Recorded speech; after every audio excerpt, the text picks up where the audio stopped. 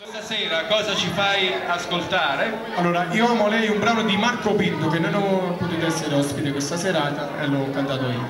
Allora tu esprimi una canzone di Marco Pinto questa sera, il titolo è? Il titolo? Io amo lei. Tu ami lei. Sì, vorrei la collaborazione di tutti quanti con le mani, va bene?